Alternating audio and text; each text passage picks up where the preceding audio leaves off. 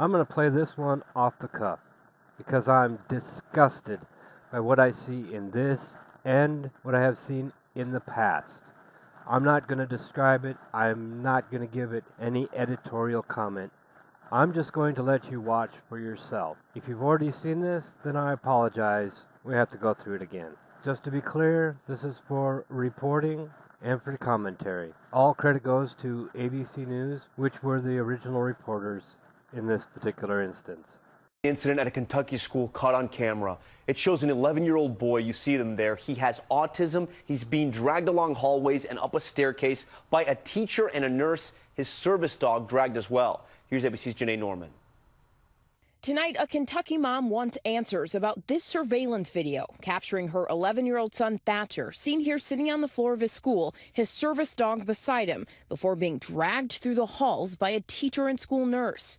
At one point, the pair even dragging him up a flight of stairs. Thatcher's dog forced to follow along. Thatcher, who has nonverbal autism, visibly uncomfortable. He's clearly screaming. He doesn't want them to do this. Joe Grayson says the teacher texted her saying Thatcher refused to stand, so they picked him up. At home, she noticed bumps and bruises on her son's body and turned to the school with questions. The incident has now prompted investigations by school officials and state authorities. He'll remember this for the rest of his life. Autism or no autism, any kid would remember that. In a statement to ABC News, the district said incidents of this nature are isolated and there is absolutely no tolerance for the conduct of the employee in this incident, adding that the teacher involved in this instance is no longer employed by the Fayette County Public Schools. Grayson says teachers should have better training to handle students with disabilities like Thatcher. And Tom Grayson says this whole incident has been a developmental setback for Thatcher, and the fact that he's nonverbal and can't tell her when something has happened makes her even more nervous about sending him back to school. Tom. Janae Norman with that disturbing video tonight. Janae, thank you. And now let's find out what Yahoo commenters have to say about this story. Our first one says, someone who received 379 likes for this comment had this to say, and note, I'm going to read it as written. You can study for months how to react and what to do in a situation like this one, and still have no effective way to deal with it. I feel badly for the parents, the teachers, the children, and the others involved. Apparently, the child who was abused in this situation, and there is no doubt that it is abuse. No sympathy for them, but for the parents, the teachers, the children, and the others. The children are the other children, not the particular child abused. For a second comment, I've seen much worse in school. There were no cameras back then to document it. I saw a guy slap the teacher's face super hard, and all the kids cheered. The principal hauled out the Board of Education and broadcast the punishment over the PA system. Every child in the school went dead silent. 70 likes. So because back in the day, children could receive corporal punishment and principals could get away with that kind of abuse legally, what the hell? Let's just abuse this child too. Special needs? Who cares? They must have been doing something wrong, even though we have no evidence of that, to deserve this punishment. The third comment. Very sad, but unfortunately children with severe disabilities should be in special settings sometimes, and at times they can't even be in those. This is a very difficult place to be. Everyone believes their child deserves the best, of course, but what can one do? I have no idea of how teachers are supposed to handle these situations and teach. Do you let the child just disrupt? When they snap, they themselves have no control in most cases. Could this be handled differently? Who knows? None of us were there. It takes a special person to work with disabled people, very special. Well, these weren't special people, they were abusive people. I like how you assume that the child must have done something wrong to deserve this abuse. It's very generous of you to give that to the child, for free even. However, I don't think your comment deserved the 194 likes that it got, since the basis of your comment is, I have no idea. You say so yourself. For our next juicy tidbit from the Yahoo cesspool, one which received nearly 600 likes. This whole thing is very sad. I don't even know if children who are this severely disabled can benefit at all from a classroom setting. I feel bad for the teachers who have to deal with this. Even the special ed teachers. They don't last long in this profession. There is a huge burnout rate. I feel sad for the teachers too, especially the ones who can't seem to avoid abusing their children that they are entrusted in educating and protecting. Let's not gloss over their suffering. A little abuse? Who cares? The next comment is what I like to call reactionary. Have you been in schools lately? Because inclusion, this is happening more and more. It is beyond shocking, but the children who are in school can be severely handicapped emotionally. I was in a classroom and the teacher and the principal had to drag a child out of the room by the arm. She would not leave the room and was hanging on to a desk for her life. You and the other wonderful 347 people are idiots.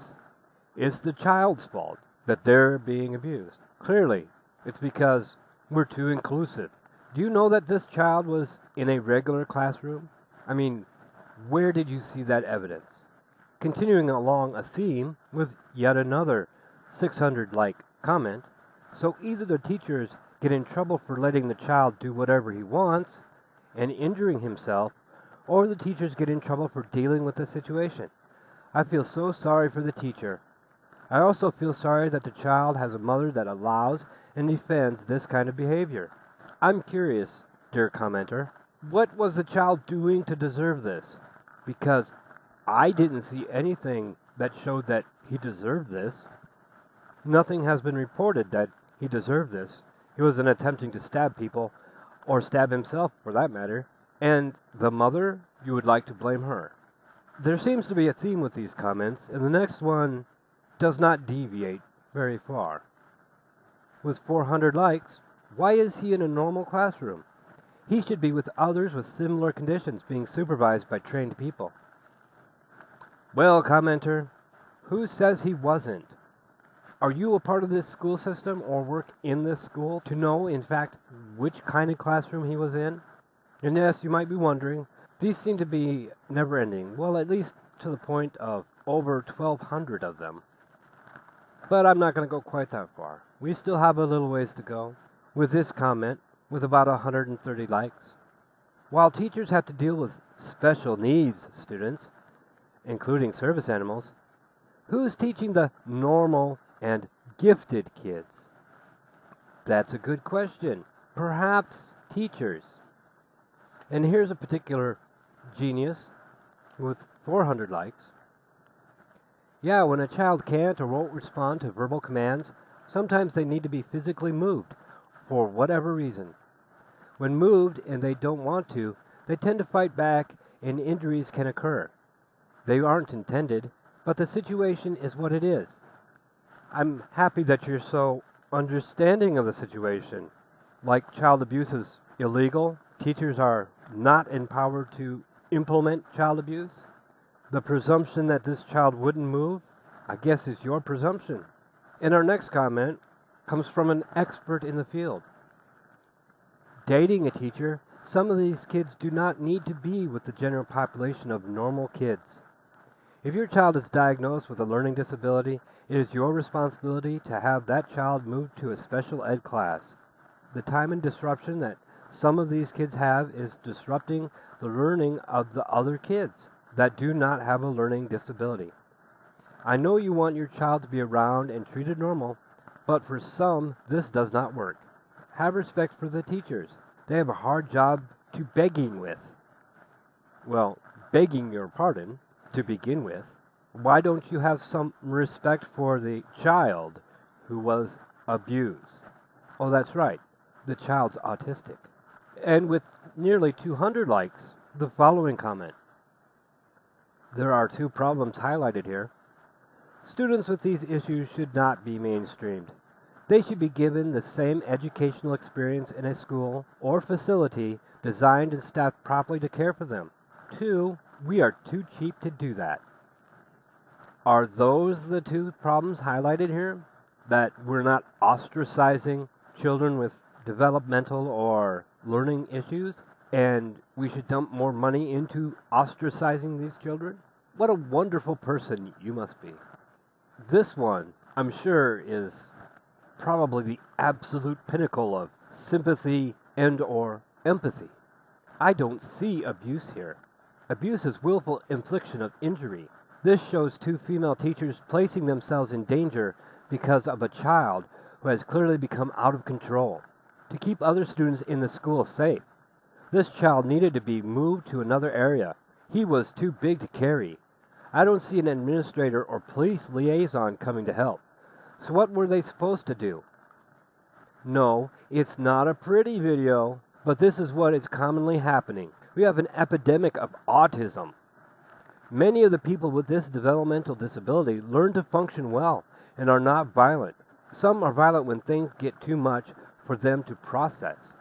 If the student was screaming, that would prevent other students in the school from learning. I repeat, what else would administration or the mother expect these teachers to do? And as a taxpayer, I'd like to know if that one child requires two full-time adults. Where are the other children they're responsible for? Oh, you are a lovely individual. Such grace and human understanding. I would say that they are willfully pulling him along the floor in this video. Perhaps that's only my interpretation.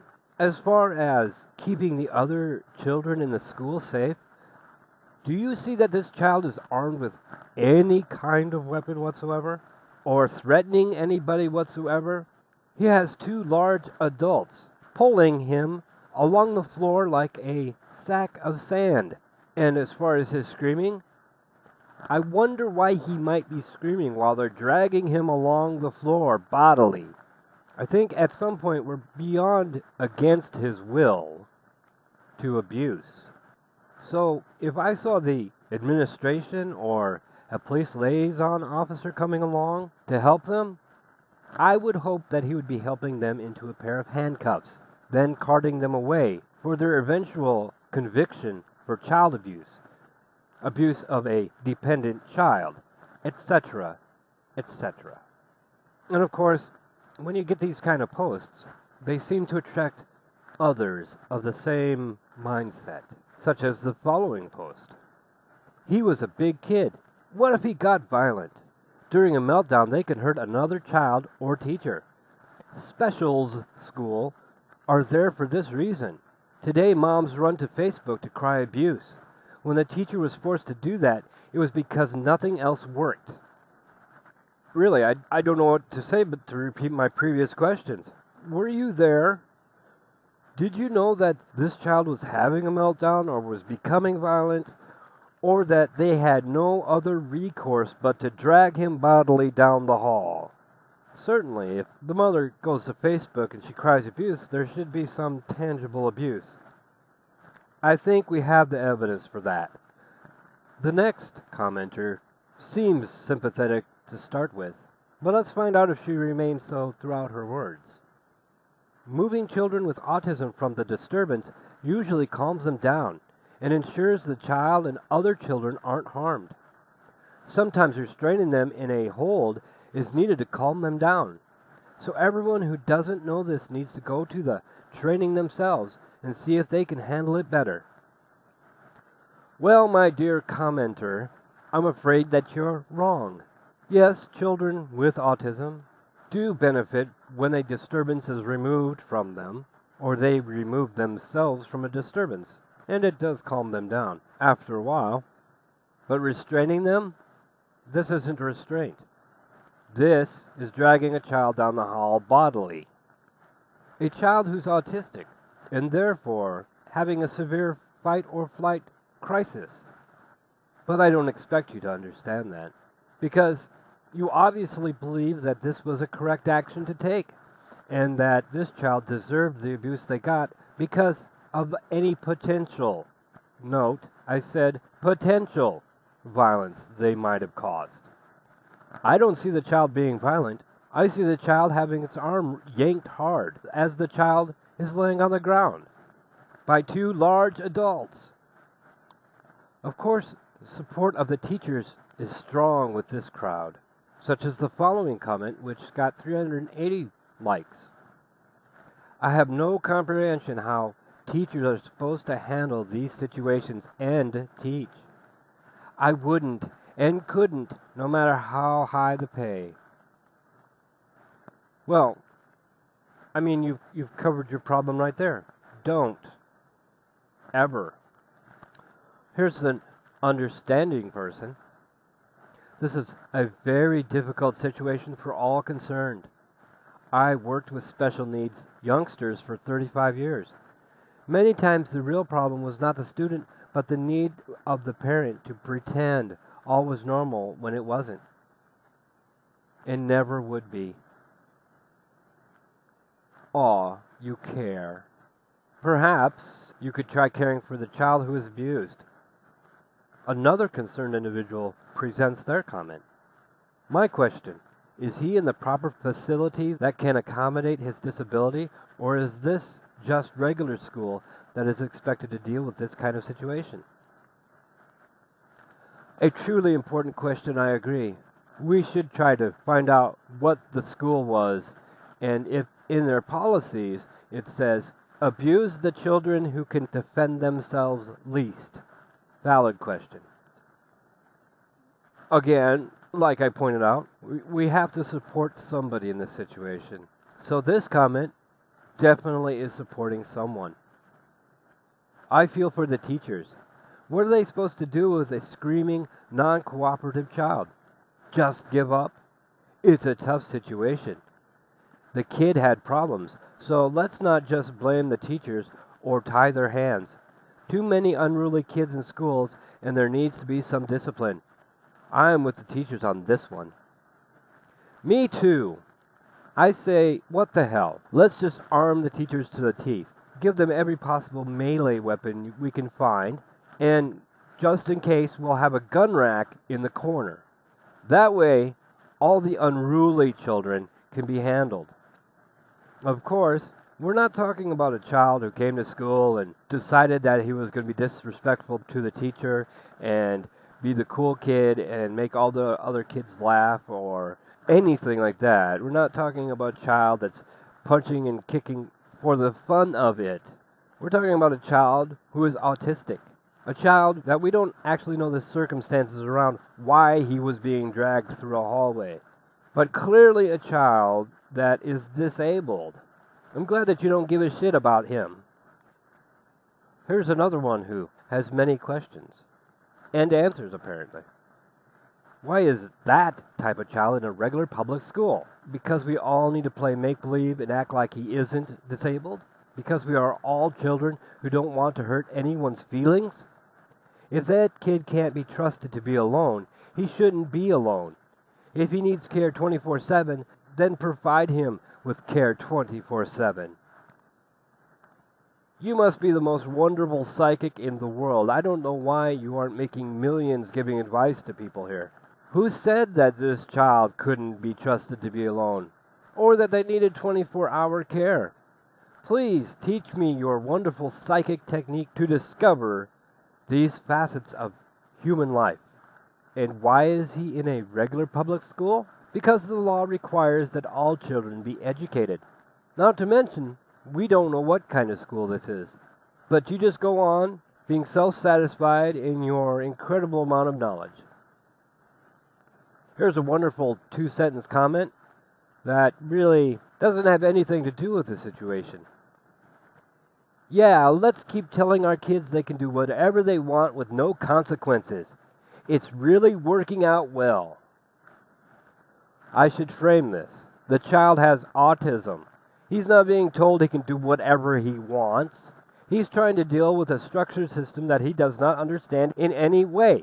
But you go on being biased and bigoted. It's working out well so far.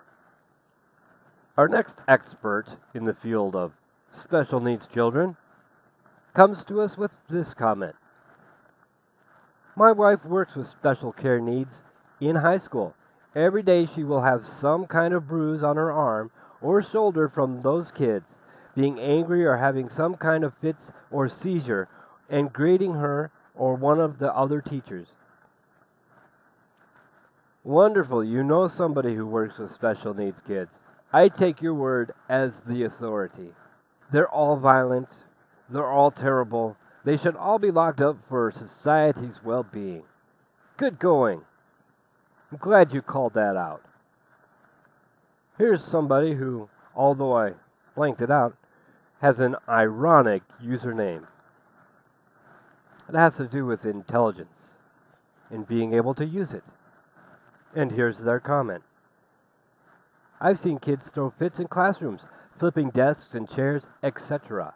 You have to restrain these kids and get them out of harm's way for everyone's sake. At the end of the day, this is just another no-win situation for teachers. Wouldn't recommend teaching to anyone. It's become a zoo.